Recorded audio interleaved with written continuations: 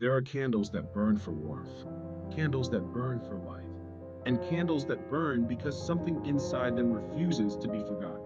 In the back of an old antique shop, hidden behind broken clocks and dusty jars, there was a candle unlike any other. Its wax was uneven, melted in strange spirals, as if shaped not by heat, but by longing. The wick twisted like a branch, the faint scent of old pine and forgotten winter. No label, no maker's mark, just a presence, quiet, patient, almost alive.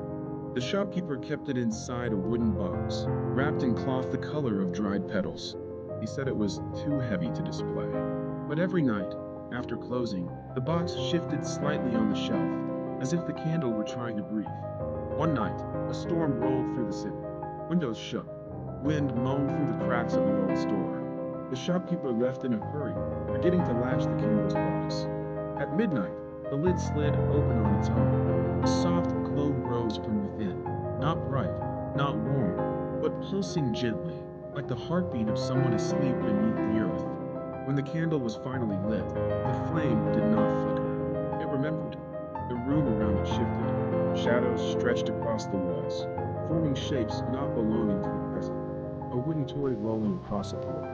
A chipped teacup trembling as if touched by a ghost. A music box opening by itself, playing a tune the air had not heard in decades. These were not hallucinations.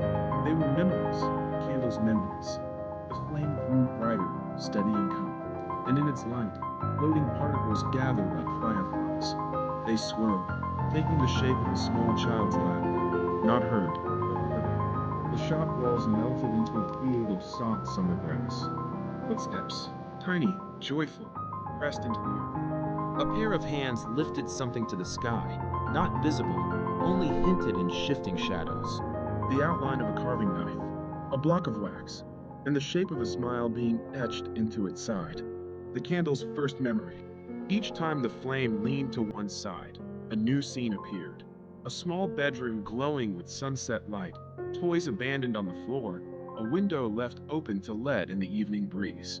A mother's humming, soft, warm, comforting, echoing through the empty air. And then, the darkness. A sudden cold. The flame trembled.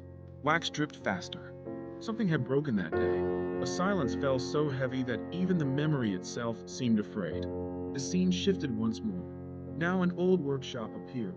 Wooden tools lined up like soldiers, shavings of wax littering the floor. A pair of hands, trembling with age and sorrow, carving something slowly, painfully. The candle. The child was gone. The laughter was gone. The mother's humming was gone. All that remained was a father's grief, carved into wax, sealed into flame, trapped inside a memory that refused to die. With each drop of melting wax, the candle revealed another piece of its creator's heart. A lonely dinner table with one chair pulled out. A birthday cake with a single candle unlit. A small wooden toy repaired again and again, waiting for hands that would never return. The workshop grew colder. The air grew heavier.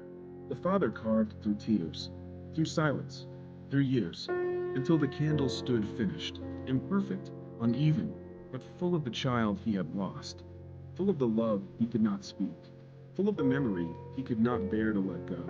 When the candle was placed on a small table, the father whispered one final promise, unheard, invisible, carried only in the way the flame bowed toward the memory. Then the workshop went dark. Days passed, weeks, months. The candle sat untouched.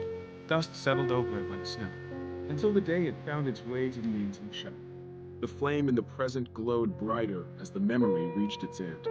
The wax melted faster, desperate, urgent, as if burning through its final story before the last of its warmth disappeared forever. The shadows tightened into a final shape, a small silhouette, glowing faintly, smiling softly, hands outstretched. A child made of love. The flame leaned toward the silhouette like a parent kneeling before a child. And then, the flame went still. The shop fell silent. No glow, no warmth. Only the faint scent of pine and the memory of a smile that had waited years for one last goodbye. But as the smoke drifted upward, swirling gently through the air, the room brightened. The memory flame had not died. It had been freed.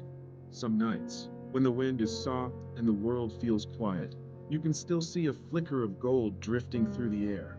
Gentle, warm, like a child's laughter returning home. And if you listen closely, in the hush between heartbeats, you might hear a whisper carried in the glow.